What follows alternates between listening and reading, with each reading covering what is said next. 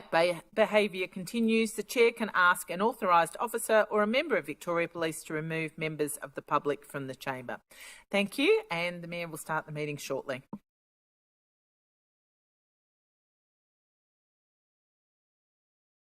Jim, can you hear us? Councillor Mehmedi, can you hear us? We can't hear you. Can you unmute? Just so we can check, because we've had I apologise. Yes, I can hear you quite clearly. Thank you, Mayor.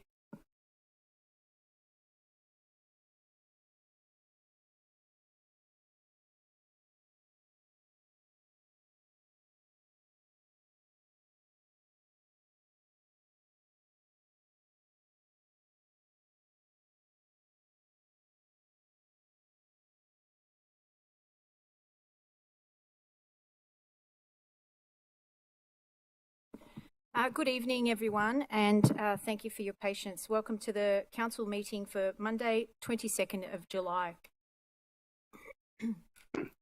1.2, attendance, please, Ms Weatherall. Thank you, Madam Mayor. We have no apologies for this evening. Thank you, and I note that we have Councillor Mehmedi online. Item 1.3, acknowledgement of traditional custodians of land. We acknowledge the traditional custodians of the land, the Bunurong people, and pay respect to their elders past and present. We recognise and respect their continuing connections to climate, culture, country and waters. And we also pay our respect and acknowledge all Aboriginal and Torres Strait Islander people and their elders present here today and acknowledging their journey. Item 1.4, offering of prayer, reflection or affirmation. As part of Council's commitment to recognise the cultural and spiritual diversity of our community, the affirmation this evening will be offered by Knowles Tivendale, a member of the Greater Dandenong Interfaith Network. Thank you. If we could all stand.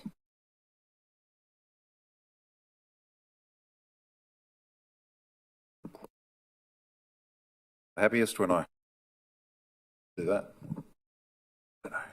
It's on. Right. People are happiest when we share.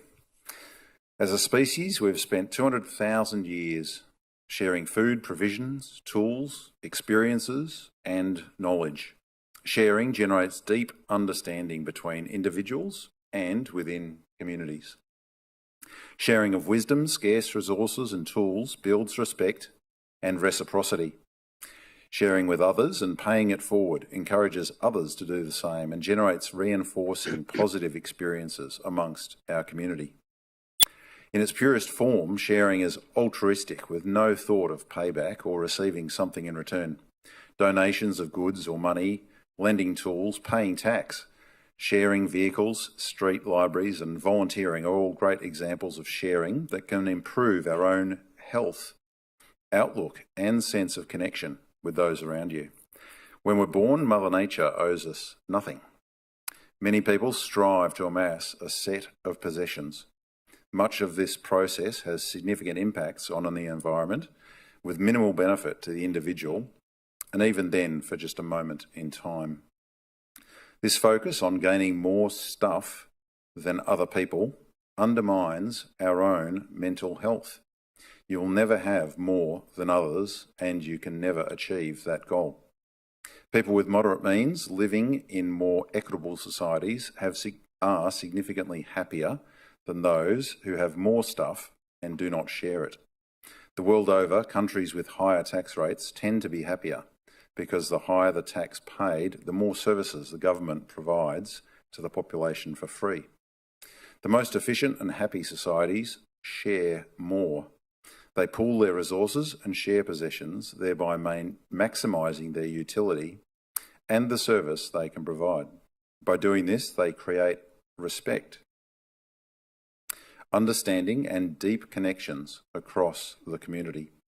We live for a very small amount of time. We cannot take our possessions with us. Those who share during their life leave the biggest legacy. Sharing is a foundation of our highly successful Indigenous culture and key to our survival in the future. Sharing with nature is just as important as sharing with community. Mother Nature is the most powerful force. She demands that we share. Failure to share leads to overconsumption, climate decay, individual jealousy, feelings of inadequacy, particularly for those who do not share, loss of belonging, reduced health, inefficient economies, and wars between countries. Sharing is the single most rewarding thing you can do each day, week, and year that you're alive. Thank you. Thanks, Noel. Well said.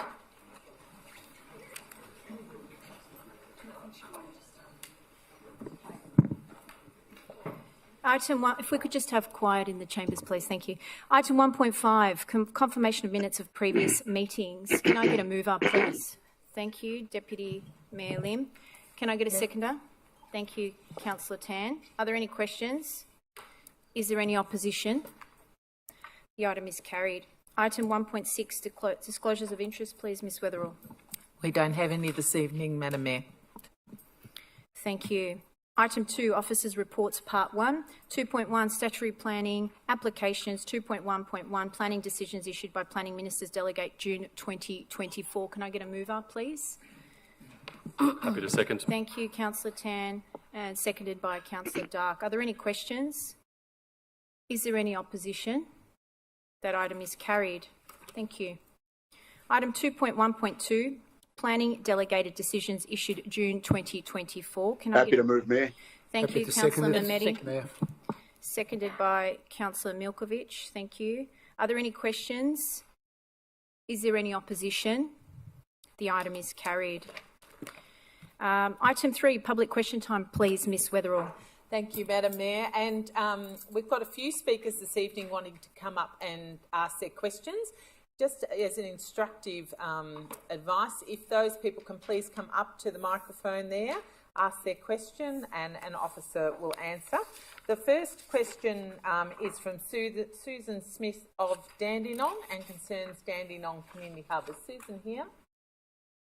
If she would like to come up to the microphone. Thank you, Susan. Thank you. Hello, everybody and everyone in the crowd. Dandenong Market Newsletter, hang on, have I got the right part? Yep. Dandenong Market Newsletter mentions in section, where can I park in the market?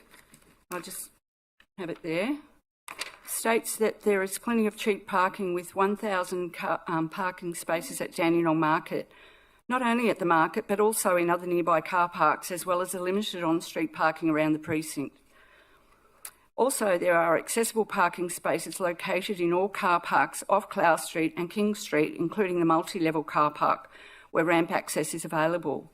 Again, also, if you check out, there is free car parking at the Plaza Square across the road from the market and access to public transport, which many residents of Dandenong may use, which I've noticed a lot of people using it.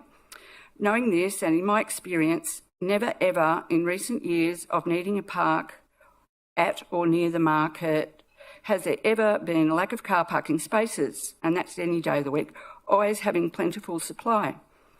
And, excuse me, knowing many people travelling to or around Dandenong use public transport, why would just 18 less car parks being available to the proposed hub car park be any reason to delay the hub from being built? And it could be even if it's more than 18 too. If you're not aware, why not go there to check it out yourselves? As the architects have already done so much work, delays cost ratepayers more money, and since you say that you don't like wasting our money, why would you do that? Thanks, Susan. That one? Did you want to read them both out, or are you happy for a response for the first question? Yep, great. If I could ask Mr Manivasagasavam to respond to your question, please. Where is he? Thank you, Mayor. Thank you for your question, Susan. For the Dandenong Community Hub, Council is subject to Victorian Planning Scheme requirements for a car parking, which is consistent with any development proposed within the City of Greater Dandenong. Excuse me, I can't quite hear you. Could you speak up and a bit slower? I can't quite keep up with you. Yeah, thanks. Sorry. For the Dandenong Community Hub, yep. Council is subject to Victorian Planning Scheme requirements for a car parking, which is consistent with any development proposed within the City of Greater Dandenong. Part of Council working through a broader Dandenong Market Precinct plan is to ensure parking from surrounding areas can be taken into account, rather than it being a standalone assessment based on just the hub alone, which would create a requirement for significant larger amount of parking to be provided. A full update is provided in the tonight's council meeting report. Thank you. Thank you. Your second question? Yep. Thank you. Okay, this is relating to the Vanity Lane that's not going to be done, that you took a while to do and it was delayed, I guess, and then worked out that you had a shortfall from it. Anyway. Susan, if you could just stick Just to read the question. Yeah, sorry. thank you. Sorry for rambling. Okay. What would your priority be if you were a struggling business owner in Lonsdale Street? How would you feel if you read that Greater Dandenong councillors endorsed the cannibalising of a laneway project, of which 75% of the completed designing costing $50,000 already was cancelled to help fund $6.2 million blowout in long-delayed new art gallery works? Knowing Vanity Lane only had a shortfall of $1 million intending to help revitalise the Arling Business District, but the councillors voted the Dandenong New Art Gallery was to go ahead, and as it would be covered by allocations from the council's Dandenong Activity Centre Precinct Reserve and its Major Projects Reserve, it shows where your priorities lie. However, isn't life more important than art? Thank you. At a time when people are suffering, haven't quite finished, sorry, financial hardship due to the cost of living crisis, still feeling the after effects of the pandemic, what importance can you, as the representatives of those suffering ratepayers in Lonsdale Street, attach to art alongside more pressing concerns of these people by making such a decision? Can you please reconsider and vote again to use the money to finish Vanity Lane and get your priorities in favour of human beings affected to help them, and instead delay or work out a way so the art gallery can be less expensive, so the money could be shared for both projects to go ahead without more delays, which seems to happen with quite a few projects in Dandenong? Thanks, Susan. We'll just ask Mr Mani Vasagasavam to respond, please. There was two parts of that question. Thank you. Thank you, Mayor. Thank you for your question. Council understands and empathises on current challenges facing local businesses during this financial crisis. To assist, councils will be developing an economy and place strategy during the next financial year, with a key focus likely to be on investment, attraction and retention of business on our activity centres. Opportunities for a greater diversity of land use in a mix via revitalising Central Dandenong project will likely increase visitation to the centre in the future. This could include health, education and housing, which are being explored. With regards to Vanity Lane projects, council officers are implementing council decision which made on the 8th of July council meeting. Thank you. Thank you, Susan. Thanks for your questions. Thank you. And our next question asker this evening is James Kerr. Would James like to come up to the microphone?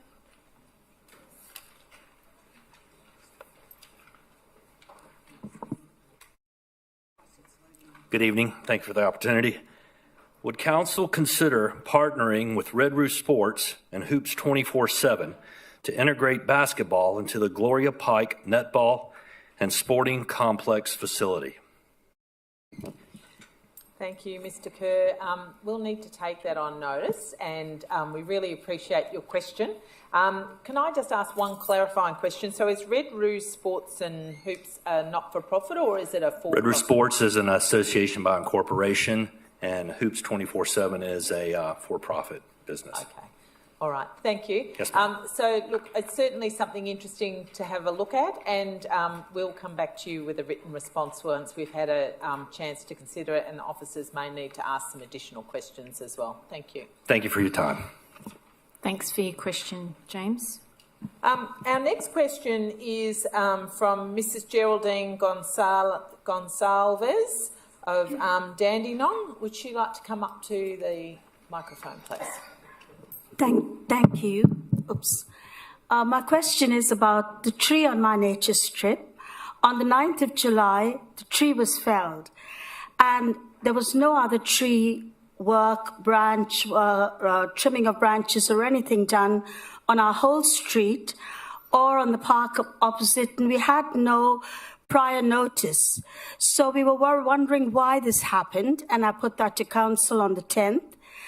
But our concern is the tree was felled right down to the ground with a little bit of a stump. The stump hasn't been removed, and it's not high enough for visibility. It's been cut right low down to the ground, and it poses a huge public safety risk because where we live, it's a highly trafficked area. There's the bus stop perpendicularly across at the edge of our nature strip. There's the reserve and the sports and the athletic hubs across the road, and the parking is across the road. So very often people run across to catch the bus or to go across, or after parking their cars, especially when it's raining. And this, we're so worried that children or adults could fall over, and this would pose a huge public risk, and especially if they fall one way, they could end up on the road, and it's a very trafficked, busy road, closed street. So I'd just like to know, and to follow up, we did put in a request. I do have a reference number. It's 1831531. When we would like to see the stump removed as soon as possible, and if possible, a tree replaced on our nature strip. Thank you.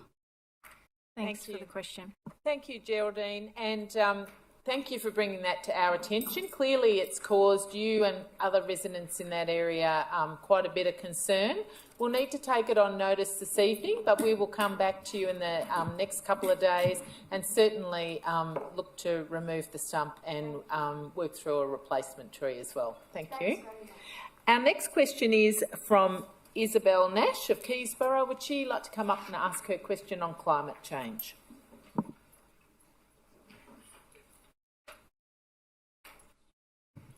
Good evening. Community members are expecting the final version of the recent exhibited and highly important Greater Dandenong Climate Change Engagement and Mobilisation Plan to be endorsed soon. What is the date of the council meeting where it will be endorsed? Thanks for the question, Isabel. We'll ask Mr. Manivasa Gasavam to respond, please. Thank you, Mayor. Thank you for your question, Isabella. The SEMP is currently being finalised and based on the feedback received during the recent exhibition period. And it will be tabled at the 26th August Council meeting for final adoption. 26th of July? August. August, okay, thank you. My second question. There still has been no news on the outcome of the review of the Sustainability Advisory Committee. It seems odd that the Council would create a climate change engagement and mobilisation plan and then an existing engagement committee, which is mentioned as the integral to the implementation of every council environmental strategy, but has left this in limbo now for 8 months. Is it going to continue or not? And if so, when is recruitment going to start? Thanks for the question, Isabel. We'll ask Mr. Manivasa Gasavam to respond again, please. Thank you, Mayor. As advised previously, Council is continuing to review the options for the future of all advisory committees and also including Sustainability Advisory Committee, with the final decision likely to be made towards the end of this year following the Council election. Thank you very much. Thanks for the questions. Thank you. Our next question is from Emmanuel Villa of Keysborough. Would Emmanuel like to come up to the microphone, please? And would you like to ask all three questions and then we'll provide a response? Thank you, sir. Thank you. Does Council think it's fair that some residents in Keysborough South are paying for the extra 15% of open space while thousands of other residents and people outside of Keysborough South are using these open spaces but not paying for their upkeep? Now, we're talking about the $350 maintenance levy in Keysborough South. Will Council commit to working with the community to provide practical solutions to stop this unfairness? Will Council provide detailed information on where the extra 15% in Keysborough South and the actual cost associated with that upkeep? Thanks for your questions, Emmanuel. We'll ask Mr. Foley to respond, please. Thank you, through you, Mayor, and thank you for your question, Mr. Vella. So the Keysborough South maintenance levy is an annual fee that residents pay via Section 32 on their homes, as you mentioned, the $350. This fee covers the additional 15% maintenance costs associated with the estate and capital improvements not directly funded by the Council's Capital Works program. Traditional open space for residential estates is provided at 5%. Keysborough South was developed at 20%, that is 15% more open space and related amenity than in traditional housing estates. It was developed and marketed as an estate with more open space and a higher quality open space than a traditional estate, and the cost of maintenance of this over and above the council standard is what's recovered through the levy. Council's previously distributed newsletters to the residents, and these newsletters have provided residents with more information on the levy, why it exists, what it's used for, how the funds are protected, and the future considerations regarding the levy. If there were any changes to the levy, Council would need to undertake community consultation. Levy funds paid to Council are placed in a dedicated Keysborough Maintenance Levy Reserve Fund, and all expenditures from these reserves are identified. The expenses are for the maintenance of the additional 15% open space area and is used, amongst other things, for general maintenance activities, which does include mowing and an allocation of approximately an equivalent of 6 resources in Council. As at June 2023, the balance of funds in the reserve was approximately $2.5 million, and residents can view the annual balance in the reserve fund by reading note 9.1, reserve funds, in our published financial statements. Thank you very much. Thanks for your questions. The question about being fair, that wasn't really answered. I think that has been questioned. That's been answered. Been answered, and we'd be happy to answer any further questions at other meetings. Our next question is from Rods Blades of Noble Park and concerns community information sessions. Would it be possible to have some more community-based sessions where council staff can come out and speak directly to community members on a whole range of council issues? We are very grateful that Michael, CJ and his regulatory services team came to the Noble Park Community Centre to explain parking and other local laws. Your residents greatly benefited from this. It was a great community strengthening exercise and most educational. Can I ask Ms Hajari to respond, please? Thank you to you, Mayor. As part of the development of the new Council Plan 2025 to 29, Council has been conducting many community engagement activities and sessions for individuals and groups across our city. During this consultation, we not only asked for community aspiration for our future, but also it has been the opportunity for the community to talk with our council staff about the current issues, and also we could explain our role as an organisation and how we can help community access services.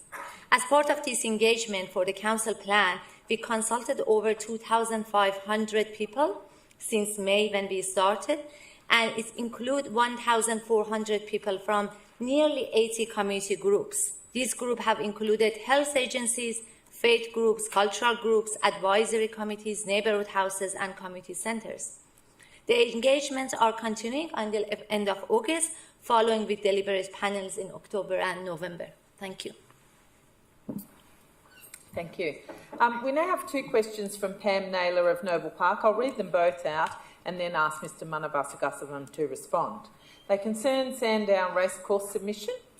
Will the verbal submission that Council will be giving to the Sandown Racecourse Advisory Committee feature advocating for over 200 very high and high-value trees to be retained, the Council advocated for in their written submission?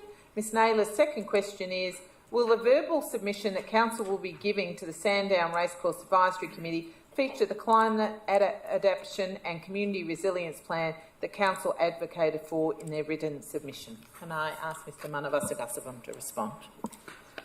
Through you, Mayor, Council verbal submission to the Sandown Racecourse Advisory Committee will include all elements of the written submission, including advocating for the retention of the trees identified to be high or very high value, and also need for a climate adaptation and community resilient plan.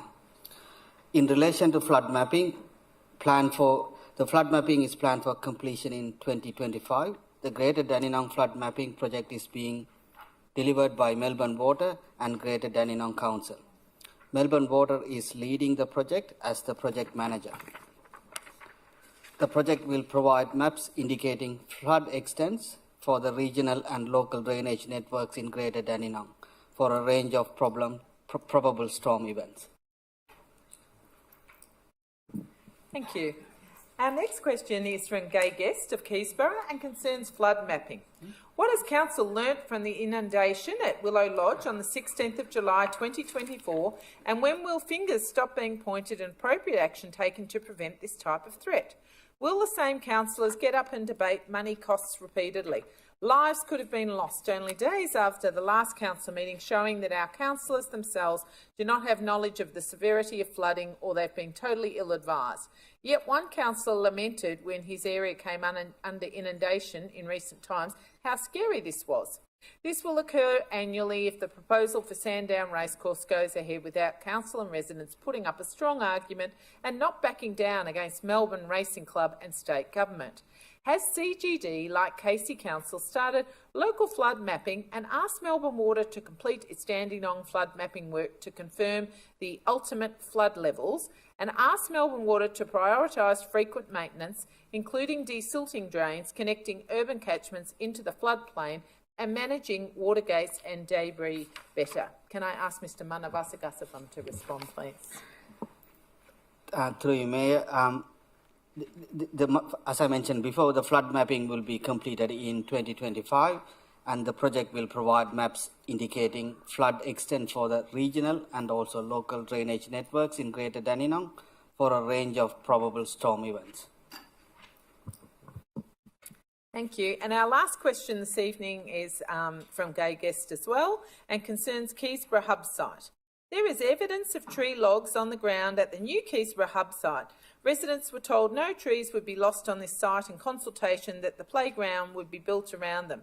Has a tree been cut down in that location, and why? Can I ask Mr Manavasagasavam to respond, please? Through you, Mayor. The project arborist identified a tree in poor health early this year. Through the consultation with the Greater Dandenong arborist, it was recommended to be removed for safety, not due to the playground itself. An application was made through the internal council processes for tree removal. The tree was cut down in 2 weeks ago with the contractors. Thank you very much.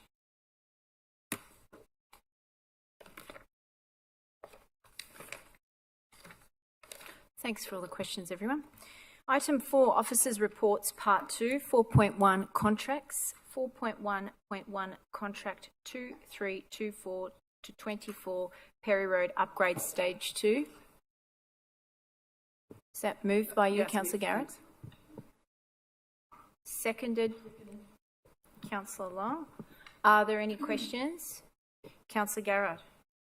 Thank you, Madam Mayor. My first question relates to the difficulties we had in stage 1 of the Perry Road upgrade, where we had considerable problems with lack of communication and lack of adequate planning for entry of residents into their properties. Can we be assured that that communication has been done effectively and that all relevant stakeholders have been contacted and are aware of the impending roadworks? Thank you for the question, Councillor Garrard. We'll ask Mr Manivasagasavam to respond. Thank you, Mr Fice. Thank you for your question, Councillor. Absolutely, as part of our communications plan, we'll make sure that communication is very clear to all of the affected businesses and residents with the Stage 2 upgrade. As you mentioned, obviously the Stage 1 upgrade is taking place at the moment, and part of that design process, when we worked through that design, was looking at access arrangements. So absolutely, we'll make sure that residents aren't impacted through that design. Thank you. Thanks, Mr Fice. Councillor Garrard. Can the relevant officer tell us if any native trees will be removed and what measures are being taken to reduce the environmental impact in that very sensitive area? Thank you, Mr Fice. If you want Thank you for your question, Councillor. I'll have to take that on notice in terms of if there's any proposed vegetation removal. I'm happy to take that on notice and come back to you. Thank you. Thank you. Any further questions? Is there any opposition? That item is carried. Item 4.2, Policy and Strategy, 4.2.1, Strategic Advocacy Framework. Can I get a mover, please? Councillor Garrard. I'll second. If you can just state your name when you're moving an item, please. Thank you. Councillor Dan. Thank you. Are there any questions? Any opposition? The item is carried. Madam Mayor. Yes. Councillor Garrard. Madam Mayor, I'd just like to thank the relevant officer for the tremendous amount of work she has done. In the 4 years I have been in this council, we have not had the level of professionalism that we now see in the development of this plan. We now have an integrated evidence-based plan of which the community are integrated into influencing, and we have a very flexible and appropriate plan that is more likely to be effective, and I congratulate the relevant officer on the comprehensive work that she has done. Thank you, Councillor Garrard. And thank you so much, and thank you for approving and endorsing that. Really looking forward to work with the councillors and hopefully the returning councillors to develop the priorities in the next year. Thank you. Thanks, Ms. Sajari. You've been an excellent asset to the council, so thank you so much. Item 4.3, other. 4.3.1, Dandenong Community Hub Project Update. Councillor Garrard. Move, Madam Mayor. Yep, Councillor Mehmeti. Amended. Thank you. Yeah, you have an amended motion? That's correct. Sorry, Councillor Mehmeti, we just can't hear you. If you could just he got in first, turn that up, your volume. Do you want me Can you hear me Can now? we move that volume up? Madam Mayor, would you like me to read the relevant? Yep, that would be great. Councillor Mehmeti, are you happy for Councillor Garrard to read that out? Yes, I am. Thank you.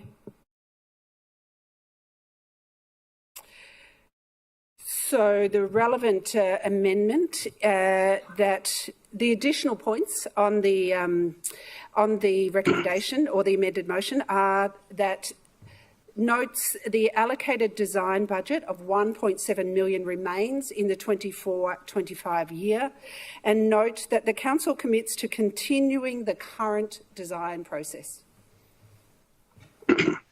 Thank you. Councillor Mehmeti, you're happy with that? Yes, I am. Yep, thank you. Are there any questions? Is there any opposition? Councillor Garrard. I have questions of the substantive report, not the amended motion. Is that allowed at this point? The officer recommendation? The body of the report. Yeah, okay, go. My first question is around, are there any specific design elements that or features that will be reconsidered to reduce costs? Thank you, Mr. Feiss. If you could respond. Yeah, thank you for your question, Councillor. Right now, as highlighted in the report, part of the current design, what we're looking at and need to consider is the parking requirements and any implications that might then have on the design and the layout for the facility. So currently at the moment we're working through understanding what the car parking requirements will look like, and as well as then how that would impact on the facility. Thank you. Mr. Feiss, sorry, we're just having trouble hearing you. So do you mind sitting and then perhaps responding and being closer to the microphone? Yep, perfect. Thank you. Some of us need to get our ears checked. No, not a problem. Not a problem. So in terms of as outlined in the report, currently what we need to qualify with the project is around the car parking requirements. So what the parking is that's required, how that then sort of aligns with the layout of the facility, and then to continue to look at that through the current design process. Councillor Garrard. Thank you, Madam Mayor. To the relevant officer, how does the Dandenong Market Precinct Master Plan intersect and delay this project, and why is it not possible to continue the co-design process in tandem with the Market Precinct Master Plan? Mr. Feiss, are you happy to respond? Yes, thank you, through the Mayor. So in terms of the Dandenong Market Precinct Master Plan, part of the car parking requirements of that master plan is not looking at one facility on its own, but looking at the whole precinct as a whole. So if there's an opportunity to share parking around a range of different facilities within that central Dandenong area. So part of working through that process in the master plan will allow us to then obviously lock down the design for the community hub. Thanks, Mr Fice. Councillor Garrard.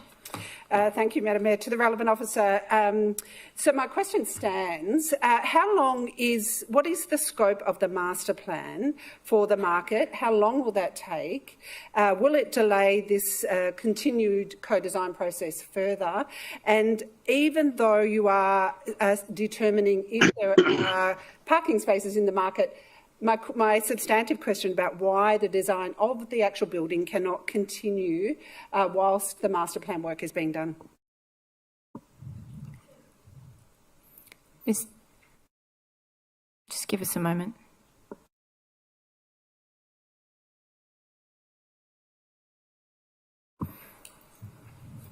Yep, thank you. Mr Manivasagasavam, if you could respond. Yes, as soon as we finalise the Dandenong the precinct plan, because that informs the design. So throughout the co-design process, one of the things looked at is the amount of space required for the open space. So the car parking requirement is important. So we'll go through that process pretty soon, and then we'll work through that. Once it's finished, we'll continue the design process. Madam Mayor, my question was not answered. When will the master plan work be completed? Mr Manivasagasavam. So we recently completed that. I can't give you a time frame when that will be finished. We need to go through a process to finish that. I can't give the time frame at this stage. So I'm to believe that you cannot continue the design process until this work is done, but you cannot tell me when this work is going to be done. And yet in the report it says the design work will start again in February. So will the design work start in February or earlier, or do you not know? Through you, Madam Mayor, I think the officers will need to take the timing on notice around the master plan concerning the market. So I think it would be better for us to report to a future meeting with all the details. Madam Mayor, respectfully, I suggest that this item be withdrawn from this meeting, because we have not been adequately informed of the scope or the timeframe of the master plan, which apparently all of the other co-design work hinges on this master plan completion. We are told there is no known time frame. This could go on for 6 months, year. We don't know. We don't know the scope. We don't know how the two projects intersect. Respectfully, I put forward that we actually withdraw this item if Councillor Mehmedi is willing, and that we are better informed about the underlying master plan. Through you, Madam Mayor, are we suggesting deferring? Is that what we're suggesting? Yes, deferral. Thank you. Okay, you need a. I'm happy to I'm happy to second that deferral. Can we give the council officers about 4 weeks to bring it to the last council meeting in August, please? Does that give us substantial time? And further, can we have the next CBS be informed in the next CBS? Yes, through you, Mayor, that would be fine. Thank you. I appreciate that. Okay, so are there any questions regarding that, the deferral? Is there any opposition to the deferral? No, that's carried. So that'll come back in 4 weeks. Thank you.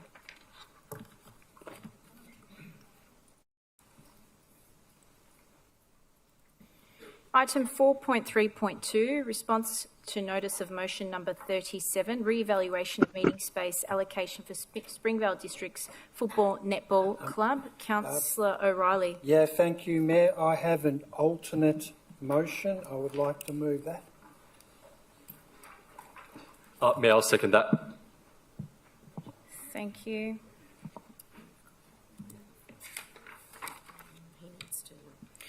Do you mind reading that out for us, please, Councillor O'Reilly? I can, Mayor. Thank you. My alternate is that Council acknowledges the significant contribution of the Springvale District's Football Netball Club to the local community, providing valuable sporting opportunities and fostering community spirit.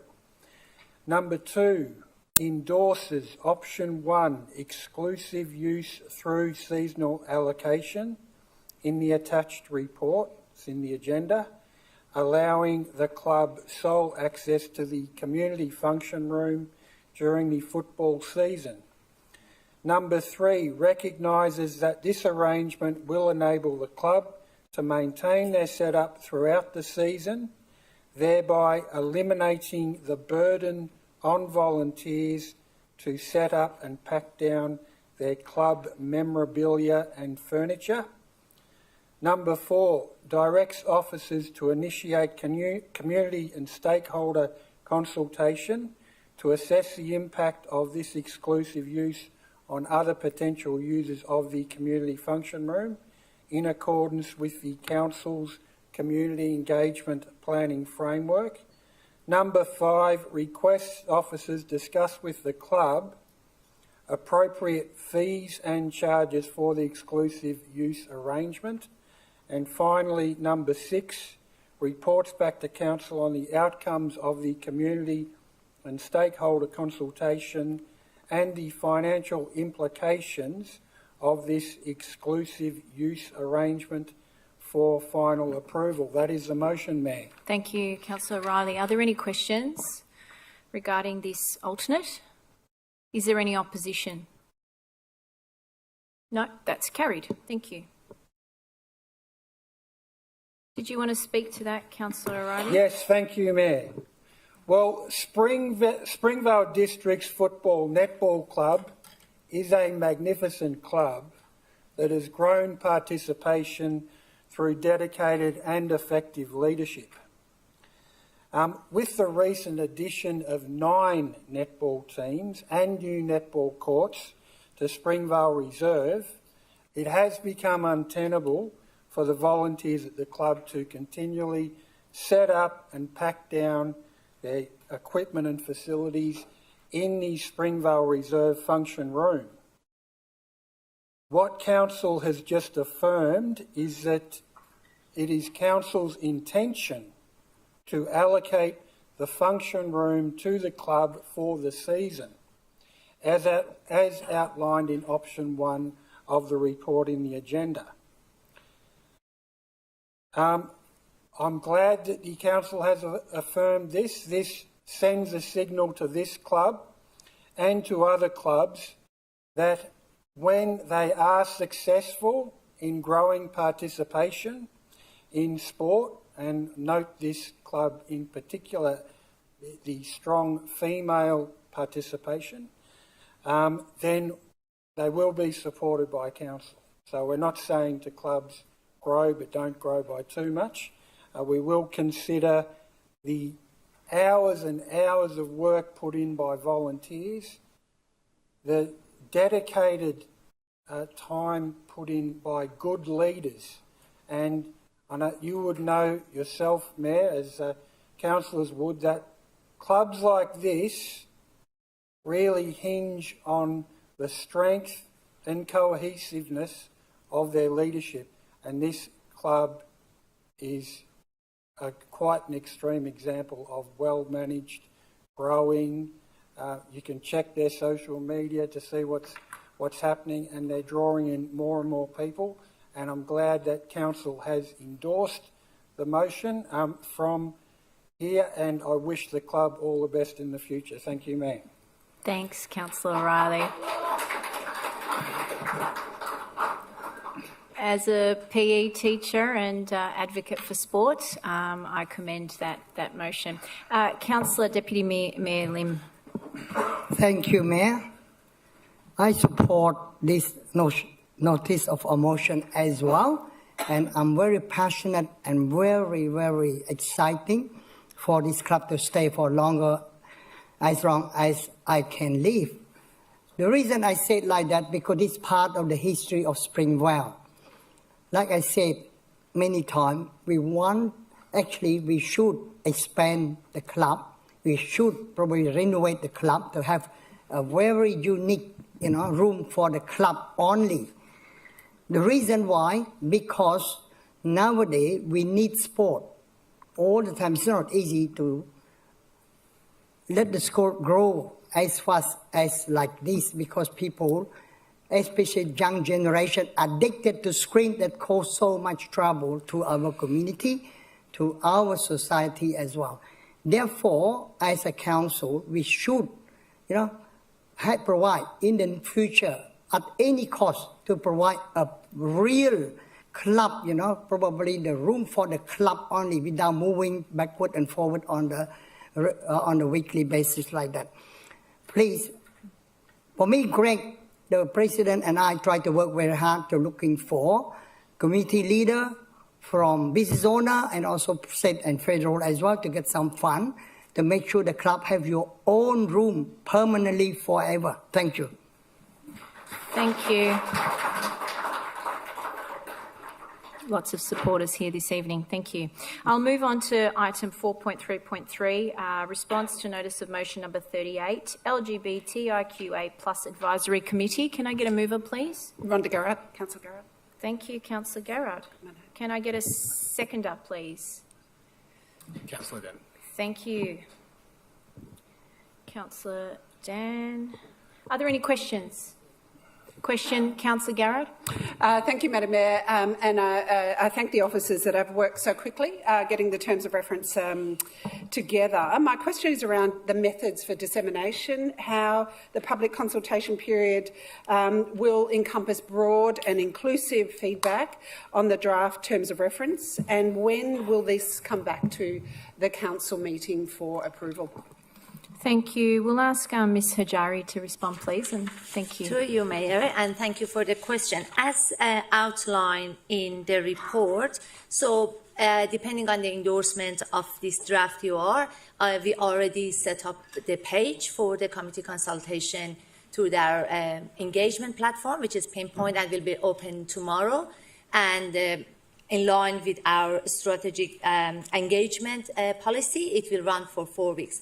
However, we acknowledge the importance of have some targeted engagement. So through this 4 period, we also will have some focus group and targeted engagement to make sure that all aspects of the committee can really engage in the process.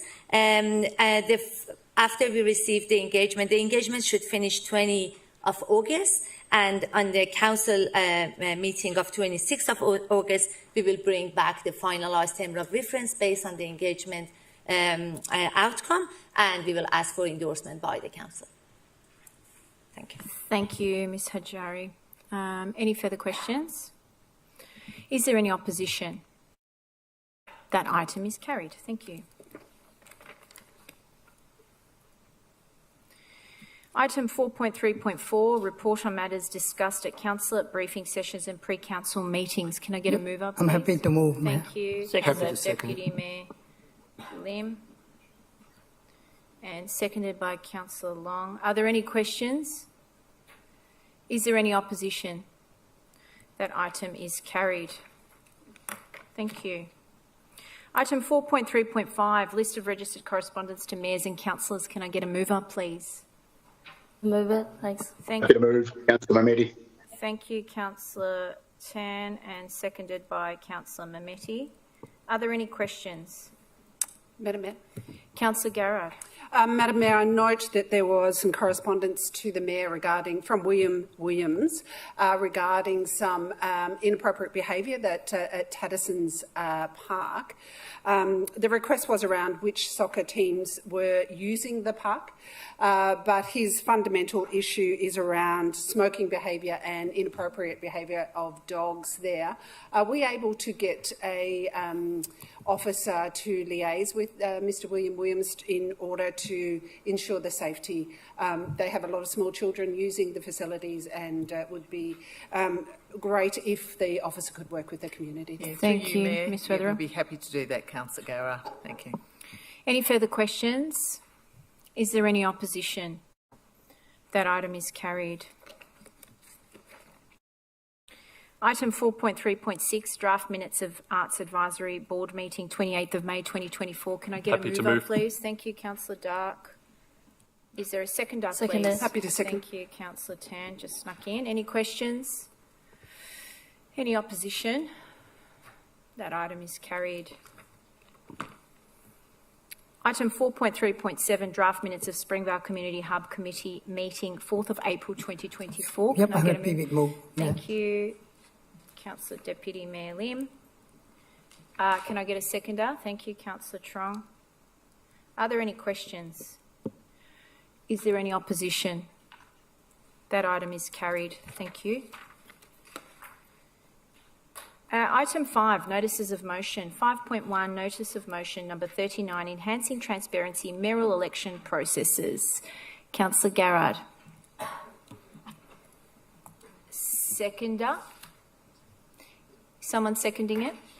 Happy to second, Mayor. Councillor Milkovich. Are there any questions? Yes, thanks, Councillor. Madam Mayor, I've got a question. Yeah, 1 second, Councillor Mehdi. We'll just go to Councillor Dan first. Thank you. Thank you, Mayor. And thank you for bringing this motion forward, Councillor Garrett. Just a couple of questions, as I've not been through this process before, so just looking for some clarification. When would the speech be filmed and made? Would that be made 2 weeks prior to the next council meeting where the mayor and deputy mayor elections held? Madam Mayor, you're happy for me to respond to that question?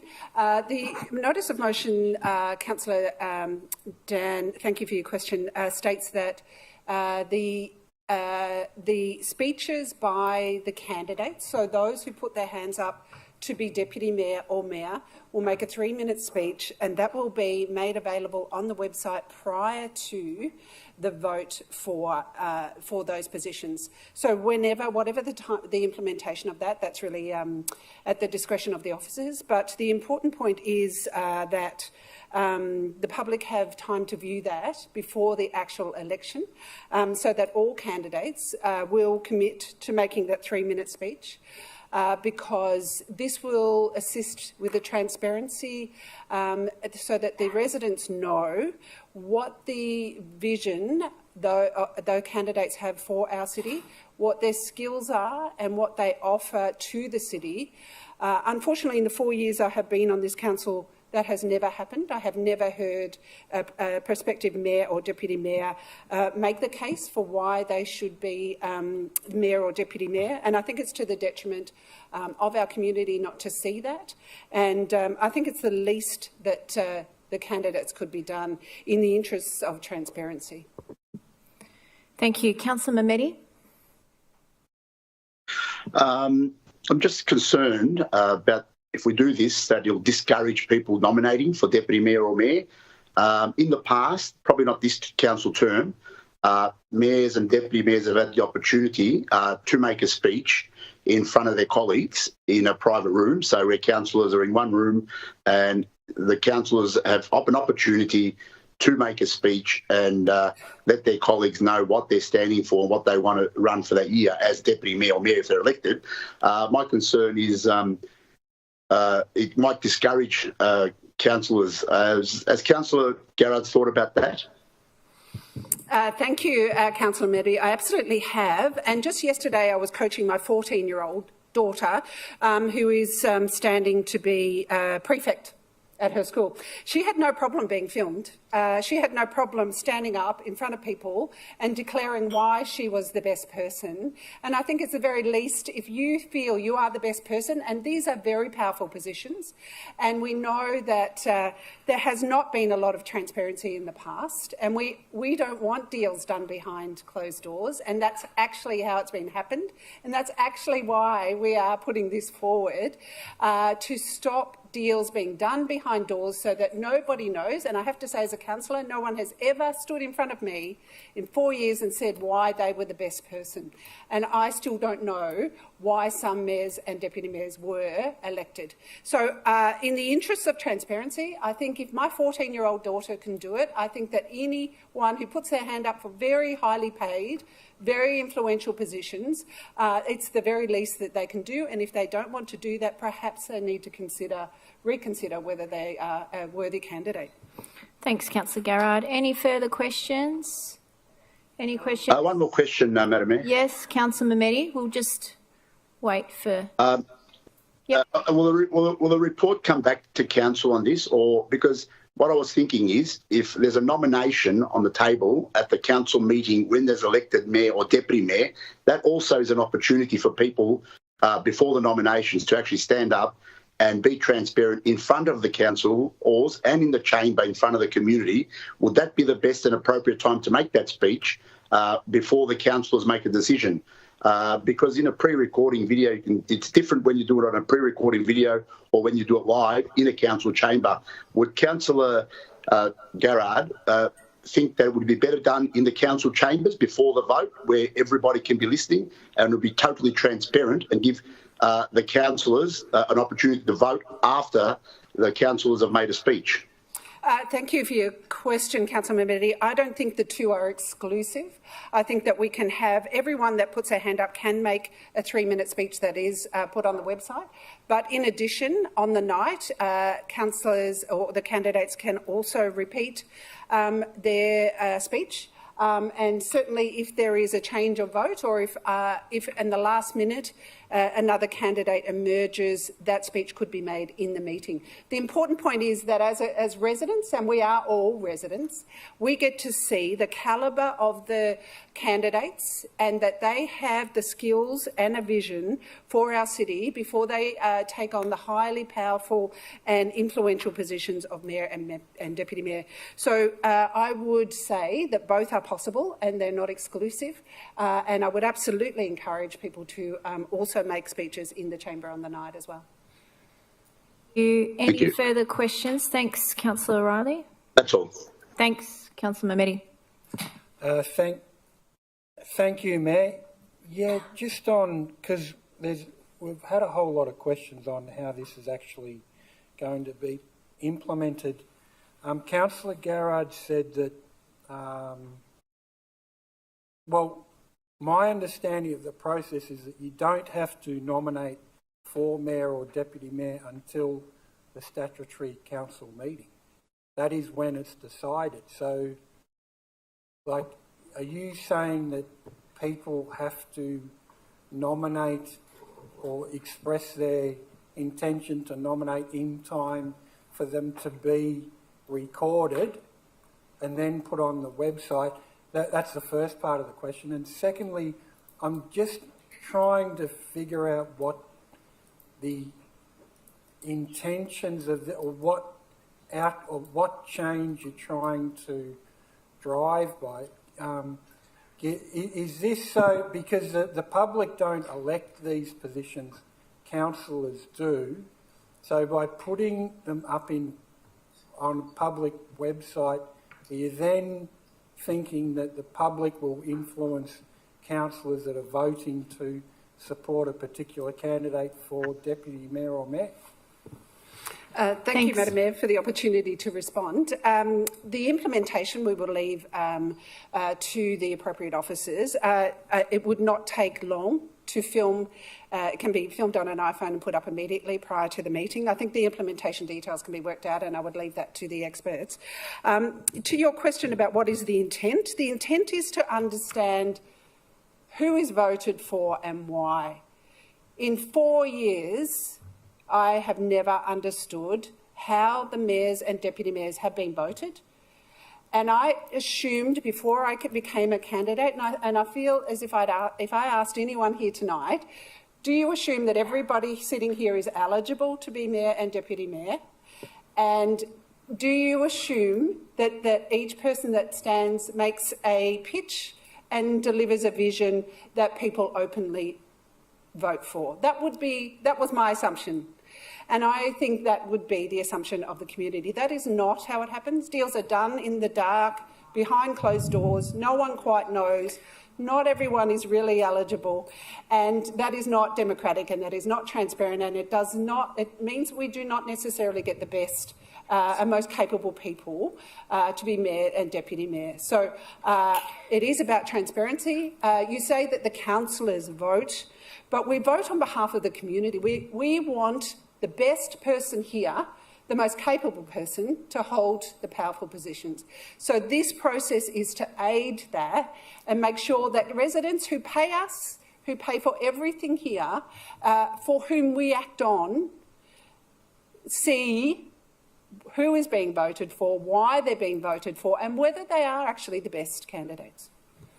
Thank you. Any further questions? Is there any opposition? Yes, Councillor Trong. I think that, because sometimes we think like that vote at public, but, you can see that people vote for minister or prime minister. The MP voted, not people voted, not put at the public. And, that's normal. Thank you. Thank you. If there aren't any further questions, I'll ask if there's any opposition to this. Thank you. Madam Mayor, can I ask a question? Just a clarification from an officer. We've already done questions. Can I clarify a question? Okay. I've just got a clarification. Sure. If this motion was passed, if a councillor didn't want to do a video and only wanted to make a speech in the chamber, is that still possible, or is there going to be under our government rules that you can't do that? I mean, I just want a bit of clarification. What if a councillor only wants to make his speech in the chamber and no speech before that? What are the government rules over that? Through you, we're just getting clarity. Through you, Mayor. The process is in two parts here. Any update to the governance rules requires that the changes go out for community consultation. So the notice of motion is suggesting that this become part of the new governance rules. That would still be subjected to a community consultation process. For the next mayoral election, we will not have the new governance rules finalised, so we would need, as we said in part 2, direct the CEO to implement the process for mayor and deputy mayor at the next meeting. So it won't be in the governance rules for the next election, but that's not to say that we can't do it, even without, but we need a council resolution. But the governance rules themselves could still change if the community really didn't, they may have a contrary view or something, and the council, once they have that information, may then determine not to do that. Does that clarify? Okay, thank you for that clarification. Yes. Yep, thank you. Thank you. Any opposition? Thank you, Councillor O'Reilly, in opposition. Councillor Garrard, as the mover, you've got 5 minutes. Thank you, Madam Mayor. So my question, and I assume it would be the question of the community, is why wouldn't you want to do that? Why wouldn't anyone who puts their hand up for the most powerful position in this council, and I've got to say is very well remunerated, with a lot of prestige, why would you not want to tell us what your vision is, if you have a vision? Why would you not want, what are you hiding? Why wouldn't you want to make the people that you are representing, why would you want to not let them know what your vision is? The only reason I can think of is A, you don't have a vision, which is not good enough. B, you may not actually have the skills, which is not good enough. Or C, you want to do deals behind closed doors. If you want to protect deals behind closed doors, then I don't think that this is an appropriate place for you to be doing that. I, as a resident, don't want deals behind closed doors. I thought everybody was eligible. I thought the best person would get up there and make a speech. I think it's a reasonable expectation that the community would have. I want to know what their pitch is. I want to know what their vision is. If, as a councillor voting for them, I want to know what to get behind. What do they believe? What is their vision for the community?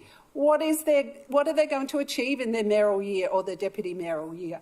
Why would anyone who's putting their hand up for that very public and very, very powerful position, why would you not want to make a pitch? I cannot think of a good reason, and I think it is about transparency, it is about democracy, and I know that many other councils do this. And why is it that Dandenong, what is different about Dandenong? Are we, as residents, do we not deserve to know what the calibre of the candidates are that are standing? Do we not deserve to know what their vision is? Are we not deserving of that? What does it say about the view that those who don't want to do this have about our community, that they can just take power because they've made a deal with some bloke, or they've promised to vote for that person and that person's promised to vote for them. That's not about caring about the community or the outcomes of the community. That's not about transparency. That's not what we're here for. We are here to be open and clear and transparent and work for the community, not for little clubs and little deals that are done and which are actually not lawful, may I point out. And anyone that would fight against that is not someone that really should be standing. Thank you. Councillor Milkovich is the seconder. 4 minutes, thanks. Thank you, Mayor. Well, I've got to say, first of all, that in all these years on council, I never thought that I'll be wholeheartedly agreeing with Councillor Garrard on a notice of motion. That's the first thing, but there you go. There's always a first for everything. Look, all I can do is just echo the words of the Councillor Garrard. We are here in the eyes of the public day in, day out, and I think we deserve to let the public know who we are, what we stand for, and where do we see council going. Whether that's myself, Councillor O'Reilly, Councillor Formosa, or anyone else, I think the public are deserving to at least hear from the potential candidates. And of course, if it does happen in the process that someone nominates on the day of the council meeting, that is fair enough. Sometimes people make these decisions, you know, despite the enough time given. But like Councillor Garrard said, there's nothing to be hidden here, and it shouldn't. And if you've done a deal with behind the scene with whoever, with your mates, friends, you know, party members or anything of that nature, well, the public is deserving to know that.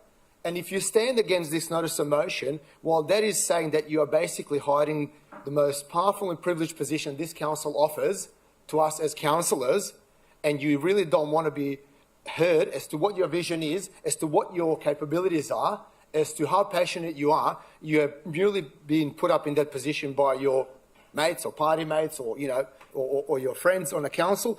I think standing against this just doesn't, like, we've gone through the council meetings, and Councillor O'Reilly usually stands for common sense. I'm not understanding why he's actually opposing this notice of motion, to be honest with you, but I'll let him speak on the matter himself.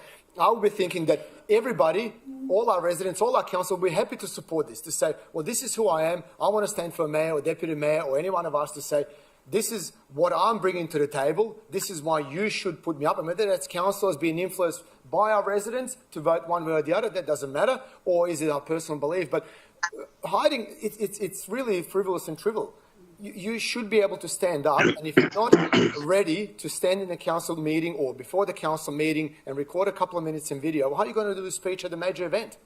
You're opening a major project in the city of Greater Dandenong as a future mayor. You're not really bringing any value to our residents as a mayor and deputy mayor. When you have to go and lobby the politicians in Canberra, how are you going to do it? It's a simple speech. Let your residents know what you stand for and let them make determination, whether that's through their councils themselves. The residents don't vote, admittedly, but they can always call the council and say, listen, I'm not really liking what I'm hearing. Can you get clarification? Can we, you know, do something else? But I think this is all about transparency, nothing else, nothing more. It doesn't seek to alter the processes dramatically. We're really there to say, well, tell us who you are, tell us what you want to do, tell us what your vision is, and then we'll make a determination whether to support you or not today. So for that reason, I am supporting Councillor Garrard's notice of motion. Thank you.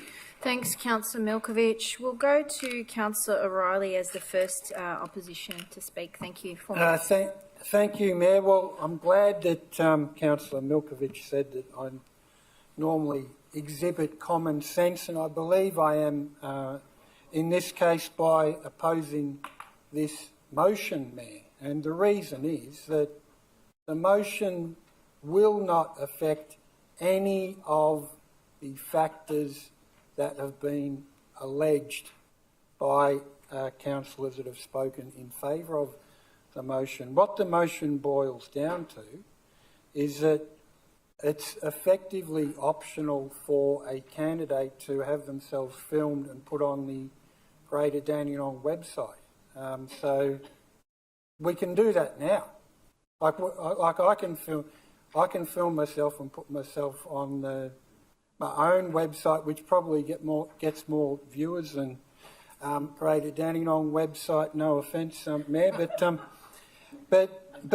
I think there's some idea of triangulation between Councillor Garrard saying that we'll have the videos up, the public will see who the candidates are, the public will then profess support for a particular candidate and then influence councillors to vote for that candidate. So there's some confused idea that is what would happen, whereas we know under our system, for very good reason, Mayor, the Mayor is elected by councillors, because there have been other councils like Geelong where they've had publicly elected mayors and the council's been a shambles, been at odds with each other. So there is a reason why the Mayor is elected by councillors, and for that reason, putting 3-minute videos up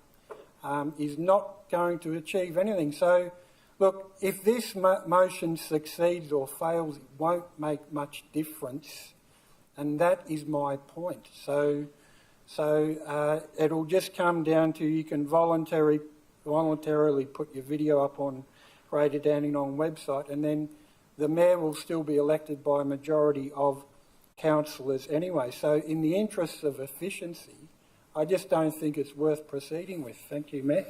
Thank you. Any other councillors that would like to speak for or against this?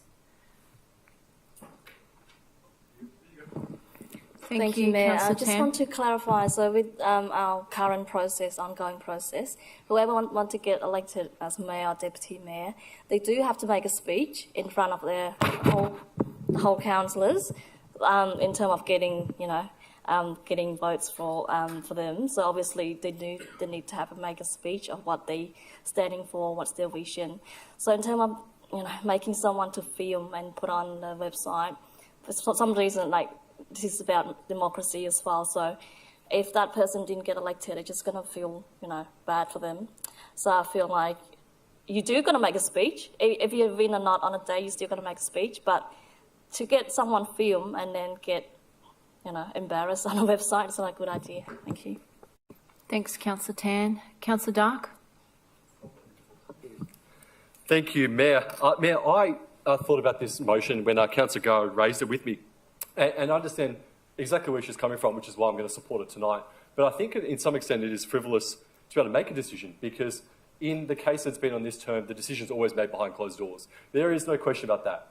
And we saw probably the most open, public, transparent version of a mayoral and deputy mayoral election in the one that's just gone, where a councillor was threatened their lifetime Labor Party membership by a threat of being called caucus if they didn't vote a certain way. And that is seriously an issue. Because what we have now is, and let's be brutally honest, we have a councillor in this chamber who has made more verbal Freudian mistakes than Joe Biden. And it is embarrassing, absolutely embarrassing, because the fact is that after 4 years on this council and multiple times, my name is Councillor Dark, her name is Councillor Garrard, her name is Councillor Tran, or Tan, as what that's been called, and as Garage, as what it continuously gets referred to, and it's a laughing stock. This is a high-performing, very important role. Very important role. One which the Mayor now, I think on the latest determination, gets close to $140,000 a year, a fully maintained company vehicle, basically an unlimited expense account as well, 3 or 4 trips to Canberra, you name it. You've got a deputy mayor who also racks up similar expenses as well, heaven forbid what this poor ratepayers are copying here. But the fact of the day is that these decisions are made behind closed doors. You might get an occasional phone call, and I've had one, I'm sure Councillor Garrard has had one, Councillor Milkovich has had one as well, saying, look, I'm going to nominate for mayor, I'm going to nominate for deputy mayor, and if you give me your honest brief, you say, look, given previous things or whatever it is, I'm not supporting you. The response has been from one, oh, look, your vote really doesn't matter anyway because the caucus has already agreed. And they've met with the Labor MPs, calls have been made, decisions have been made, and the mayoralty is awarded. And look, whilst I understand that's maybe how it may work in some councils, and I can understand exactly the frustration that you have when you attend events, when there is such politicking, nastiness going on within the council, within senior positions where you don't get acknowledged at events because you are in a factional divide against the person who is the Speaker or who is the Mayor. You attend NAIDOC Week at the Dandenong Market. You're one of the biggest prolific councillors in Aboriginal groups. You're very well known. You make eye contact with the Mayor. You go and you sit down and you know that's there. The Mayor gets up on stage and what happens? You don't get acknowledged. I've been on the receiving end of that on council. I've been at events, many, many events, where I've been haven't been acknowledged because I've told that person what I really think and what I really think happens with council. And you see time and time again, you do see what happens in this council. And I think that any part of transparency is important and it is good for good governance. And these sort of things consistently happen. This 4 years has been one of the most interesting compared to the previous 4. In the previous 4 years, we had long-serving Labor Party councillors with firm positions, and then a new group of councillors got elected who used the Labor Party constitution, who wielded influence to get what they want when they wanted it, to move in and to build things up. And basically, as a result of that, it has been a mess. It has been a complete mess. Like, there are some events where you physically cannot go because you know what's going to come. You know the repercussions out of it and the other issues that come with it as well. And then you get people who consistently follow the Labor Party membership, who consistently go into caucus, probably present a better option and a better view of how they would deliver to the city of Great Dandenong, and they get canned. So, look, I think that on the overall, I think your motion is very, very good, and that's why I'll be supporting it tonight. And I'll implore my colleagues, obviously, if the Labor Party has met and caucused this decision beforehand, it's going to be a fait complete. But hopefully, they haven't caucused, and all decisions we've made tonight, and we'll see how people vote. So thank you. Thanks, Councillor Dark. Councillor Garrard, your right of reply as the mover. Thank you, Madam Mayor. I just would like to clarify a point made by Councillor Tan that, or I think Councillor Riley actually, that these would be put up in time to influence the vote so that residents could ring. That's not the ambition of this motion. Those videos could be put up 2 seconds before the meeting. That's not for the community to lobby members. It's just about transparency. I find it extraordinary that we have to even argue this. I'm really gobsmacked that we actually have to argue that our community deserves to know who's standing for mayor and the calibre of the candidates, and I find it extraordinary that anyone would push back on that, and I can only assume it's because the status quo is working for some, but I tell you it's not working for everyone else in this room, and it's not working for me. And I don't want to be part of a council that hides decisions, hides deals done that are about mates and that are about other things and not about the community. I am tired of sitting here year after year when we don't necessarily have the people with the greatest merit and the greatest skills leading this council. It's a very important role. The mayor determines the strategy of the council for the year. The mayor is the one that is attending all public events, is the public face of this city. There really is no more important role, and the deputy mayor also. So there's a lot at stake, and the very least we're asking for is a little bit of transparency and a little bit of democratic processes in the voting of a mayor. I think it's a very small thing that we're asking, and I simply cannot imagine why anyone would vote that down. Thanks, Councillor Garrard. We'll put that to a vote now. So can we get all those in favour of the motion, please? Councillor Dark, Councillor in favour of the motion? Yep. Councillor Dark, Councillor Milkovich, Councillor Garrard, Councillor Long, Councillor Metti, Councillor O'Reilly, Councillor Tan, Councillor Dan, and all those against, Councillor Trong, Councillor Deputy Mayor Lim, and Councillor Formoso. Item is carried.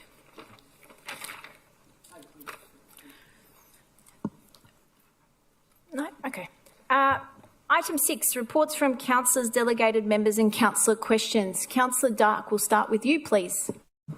Thank you, Ma'am. I have no report to give this evening. Councillor Milkovich. Thank you, Mayor. No report for tonight. Thank you.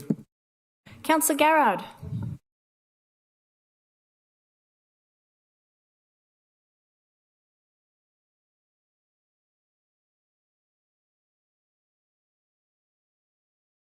I can come back to you if you're not ready. Did you want me to come back to you?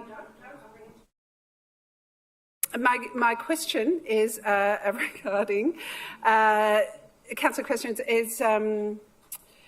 The question was relating to this week. We saw last meeting. I asked for an independent flood report on a section, very vulnerable section, where 600 elderly persons live around the Willow Lodge. The council have so far not committed to do that independent report.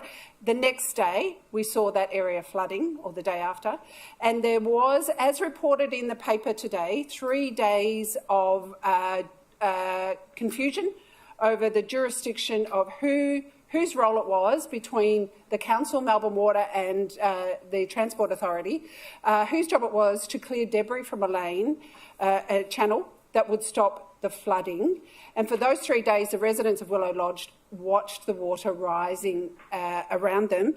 Can we clarify, is that accurate? And if it is accurate, what is being done to clarify the jurisdiction of the various authorities so that we do not see residents watching water rising around their feet whilst the authorities argue?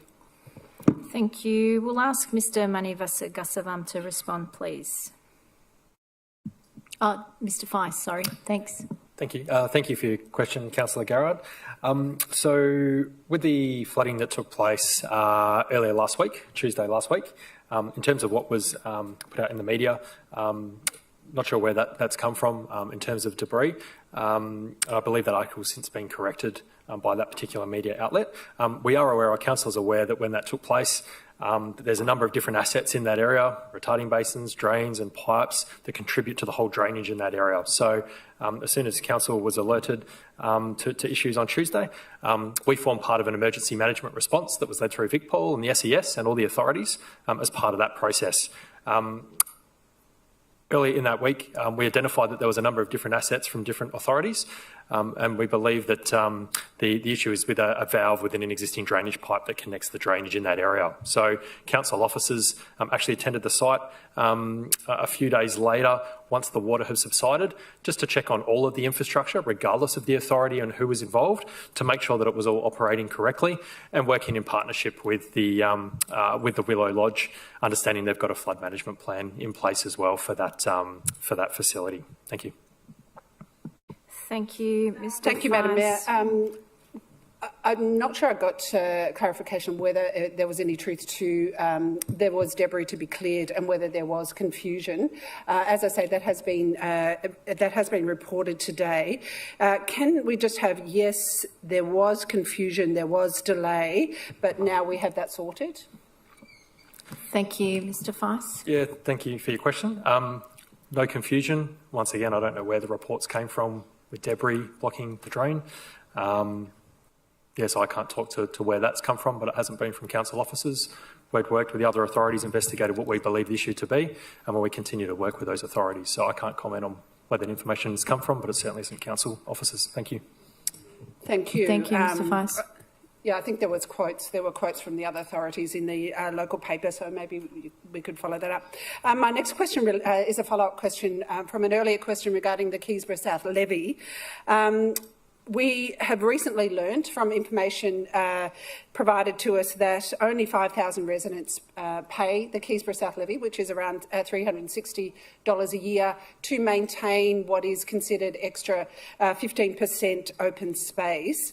My question is, there has been enormous development in Keysborough South in the 4 years that I have been the councillor there. A lot of the open space has been eliminated in that development. Can the council specifically show a map to the residents of where the extra 15% is, so the additional 15%, and can we be shown a schedule of works and understand where the money is being spent, in that where is their $360 a year being spent, and because those residents are actually funding for all of the 10,000 or more residents, as well as every other person in Dandenong. So it's the only place in Dandenong where residents get paid to pay for the upkeep of parks and gardens that everyone can use. And so I think there should be more transparency around where is that 15%? Does it still exist? Has it been eradicated through the development? And what is the schedule of works? Where is that money going? Will the council make that transparent? Thanks. Mr Foley, if you could respond, or Mr... Yep, both of you. You can both respond. I'm happy to respond to that. Thank you. Definitely happy to sort of have a look at that and map that out where the additional space are, and also schedule of maintenance. Yeah, the teams are aware of that, so we are happy to sort of work through. I don't see any problem. But one thing we need to be understanding is this is set up through part of the development process, and when the property owners bought that property, it was pretty clear on that. And also remember, council hasn't increased that CPI for the number of years, so we still kept that dollar figure. So you'll be surprised how much money we spend and what we collect. So once we sort of gone through, I think council should look at that is around how we can increase that the fees as well. Happy to provide that information. Thank you. And just a follow-up question. So I think you said you will release that information. The question that I have never understood is, what is the agreement the council made? So I understand when people buy those particular properties in the Section 33, they agree to pay that level. What I've never understood is, what is the council's contract? What did the council agree to do? Is there any variation that is possible on that? Because when you start adding on a CPI to a very mortgage-stressed set of residents who have had astronomical increases in their mortgages, and you are now saying that you're going to start putting CPI perhaps every year, so significantly increasing the levy on residents who already pay higher rates because of the cost of their land has increased. So they pay almost double the rates that anyone else in Dandenong pays. So can we be allowed to know what the terms of that contract were? What is it in writing? What did the council agree to? And what are the possibilities for variation on that? Yeah. Thank you. Thank you for that question. I think that's a really good question. And you're right. I think happy to sort of work through what's included in that. And normally 173 agreements are included through the planning scheme process. Happy to have a look at that, provide those information. And definitely we can have a look at that. How can we change that or modify that? So those options are available as well. So yeah, definitely happy to have a look at that. Thank you very much. That's the end of my question. Thank you. Councillor Long. These are some of the events I've attended since my last formal meeting. 12th of July, I attended the soccer match between Dandenong City and Hume City. Hume City 1-4-2. 16th of July, I attended an online meeting for the Dandenong Day Nursery. 20th of July, I attended the Dandenong and Springvale Historical Societies combined luncheon at the Dandenong Club.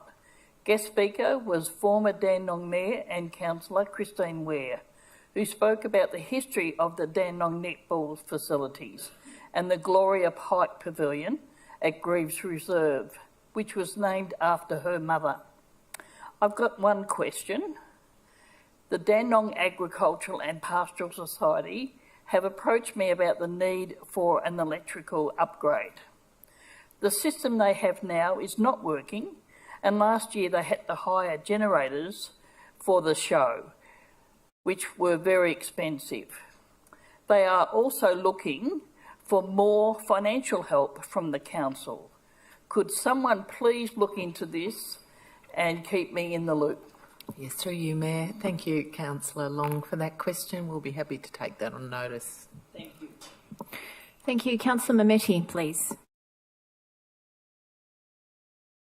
Thank you, Mayor. I've already sent through my questions and I have no reports. Thank you. Thank you. Councillor Deputy Mayor Lim, please. Thank you, Mayor.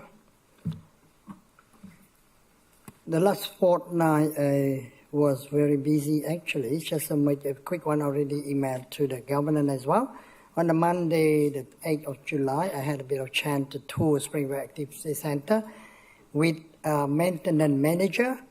Yeah, and we had a good discussion how to improve Springvale. And also we had a lot of time to educate our business owner and visitor. On the Thursday, the following day, I had a chance to meet with Children of Cambodia committee member from the north part of Melbourne that I've been helping them and support them for many years.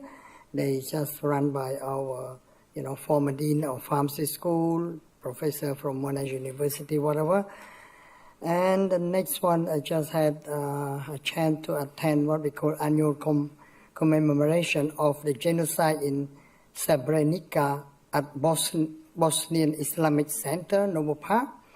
And after that, Saturday, the 13th of July, I attended Olympic Tribute Sport Fun Family Day, hosted by extended family.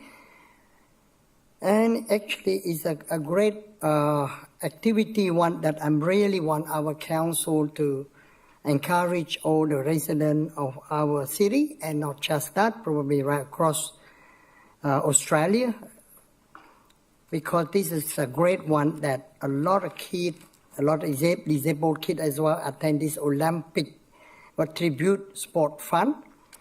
They all had a great time actually, and not just that, they are disabled participants. They all had a fantastic time at those results celebrating the spirit of the Olympic game in Paris. To me, the children had a blast of fun that I be part of it, presented their award, whatever. It's just such a great one to me. And the most important, we can take away their time from screen time, that at least they can come to involve with this sort of sport activity. And on Monday, the following Monday, I had a meeting with CEO of Mental Health Foundation of Australia as well. Just the idea, just try to help wide diverse community again. And also that day we had another member of Mental Health Foundation as well. He's a filmmaker and also director regarding to short film, how to advocate and awareness for all diverse community right across Australia. I'm one part of them that I had interviewed a couple of months ago on the social media, on the YouTube too. And the next day I attended AGM organized by Secolo Pensionetti Napoli Family Club at Menzies Hall. Actually, the club, the senior club at Dandenong North, is really desperate for some fund, some support from our council. I asked them to come to our council, anything that our council can do for them, because they are on their 70 or 80 or 90 actually. On the Friday, I had a chance again to tour and also meeting with our Honorable Claire O'Neill at Springvale Activity Centre with our CEO, our CEO Jackie Vedero, and that's a great discussion how to improve Springvale to become, tourist attraction as well. And the next following day, I had a chance to attend a temple, Cambodian temple. The whole point to attend that is just to raise awareness about mental health, the most important. Secondly, about our council, what else they can help from our council, especially any regarding to planning permit and so on and so on. And that's all for me. Thank you. Thank you, Deputy Mayor. Councillor O'Reilly. Thank you, Mayor. I'll just mention that last Friday I attended the opening of the Springvale Athletics track at Ross Reserve with your good self, and it was a great event. That's all I've got to report. Thank you, Mayor. Thanks. Short and sharp. Thanks, Councillor O'Reilly. Councillor Tan. Thank you, Mayor. Over the weekend, I had a great pleasure to attend the Wellsprings for Women, so their 30th anniversary. High tea with yourself, Mayor, and a few MPs. Gabriel Williams, also Lee Talamas MP, State MP as well. So I'd just like to congratulate Wellsprings for Women on their milestone 30 years anniversary for their services to communities, especially to women in need, especially women from migrant background, refugee, asylum seeker, especially who in need, who impacted with family violence as well. So they've done a great job in terms of supporting them, education, support network. So more about socialise, getting together with all the new newcomer, new Stella, if they don't know English, so they learn English there, teach their kids. They come together, learn their new skills, and also, they can build their own business as well. So I just want to congratulate to the Wellsprings. My question for tonight, Mayor, just one question. I'm just excited about the library locker in Noble Park. So I just want to find out through our relevant officer. So when the library locker will be installed at the Noble Park station again? Do we have any update on this project yet? Thanks. Thanks, Ms Gillies. If you could respond, please. Through you, Madam Mayor. Thank you, Councillor Tan. I'll have to come back to you with the exact date. We were just finalising approval with the landowner. Thank you. Councillor Dan. Thank you very much, Mayor. Just a couple bits of feedback from residents over the last couple of weeks. I spoke to one resident a few days ago about the lack of disability parking available along the Douglas Street precinct. So from memory, I know there's 1 or 2 spaces available, but they're all on one side of the street where the train station is.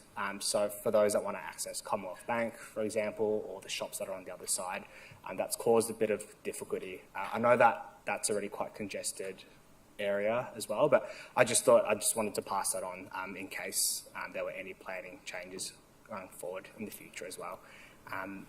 Thank you, Councillor Dan. We'll also refer it to the Disability Advisory Committee. Thank you.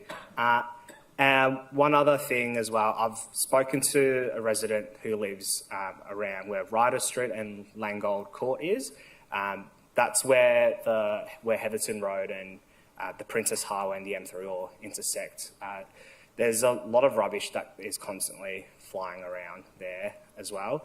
And I know that the residents there often clean it up themselves, and it's great that we've got residents that are very vigilant about this, but it shouldn't always be their job to tackle that by themselves. I'm happy to send through some photos and provide some further information as well, but just wanted to make you aware, make the relevant officer aware of that too. And I guess one final thing, I've got an interesting question from one resident as well, who was wondering if any of the Olympics will be shown on the big screen at Harmony Square at all over the next 2 weeks, if there's any information on that. Good question, Councillor Dan. I'm curious myself. Mr Foley, please. Sounds like a good initiative. I'd have to take that on notice though, Councillor. That was all, thank you. Thanks so much. Councillor Trong. Thank you, Mayor. I don't have a report today. Yeah. No report. Okay, great. I will table the events that I went to, because obviously there are quite a substantial amount. And yeah, no, I'll leave that one alone. Ms Weatherall, you are to table questions taken on notice at the last meeting. Yes, Madam Mayor, and they're here for you. Thank you very much.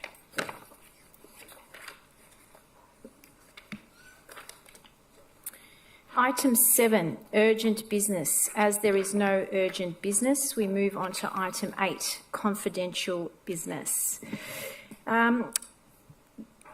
So under section 66(2) of the Local Government Act 2020, the Act Council 1 resolves to hear the following 2 items: Dandenong Wellbeing Centre procurement update and award of contract waste management services in camera on the grounds of the information contained within the reports is deemed confidential under section 3(1)(a) and (g) of the Act. So if we could please ask councillors to... Mayor, are you passing a procedural motion to go in camera? Yes. Before the community is removed? We need a mover and a seconder. Councillors, thank you. As a mover, thank you. Could have let me finish, Councillor Garrett. Seconder, please. Seconder. I'll second that. Thank you, Councillor Long. Are there any questions? Is there any opposition? Councillor Garrard. Thank you, Madam Mayor. As Councillor Dark and I indicated last time, that we are deeply opposed to going into camera for two incredibly important... okay. Okay, apologies. What's happening? The Mayor read my name. Mayor, could I just clarify? Mayor, Sure. I believe procedural motions, there's no debate. If we could Correct. clarify. Yep, you're right. So what I will do is tell you that confidential information means the following information. A, council business information being information that would prejudice the council's position in commercial negotiations is prematurely released, and also under G, which is private commercial information being information provided by a business, commercial, financial undertaking that I relates to trade secrets, or 2 is if released would unreasonably expose the business, commercial, financial undertaking to disadvantage. So this is under the Local Government Act 2020. So if we could just ask that we have the members of the chamber please remove themselves from the gallery. Thank you so much for joining us. Excuse me, Madam Mayor, I don't think the procedural motion has been completed, has it? And we've got a mover and a seconder. So the procedural motion is null and void, is that what you're saying? Correct. You can't debate a procedural motion. Councillor Mehmedi, we'll just ask for you to stay online, please. Yep.